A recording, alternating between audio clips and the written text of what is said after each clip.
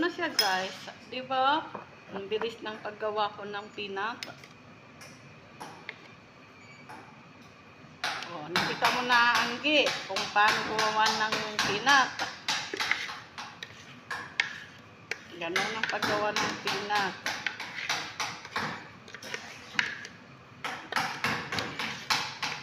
Tingnan nyo kung gaano kasarap naman ang gawa kong peanut. So, very yummy. Hindi na kailangan bumili sa labas ng peanut. Nang sa labas, pag bumili dito ng peanut, mahal. Kaya nito gawin guys. Subukan ninyo guys, sa sarap.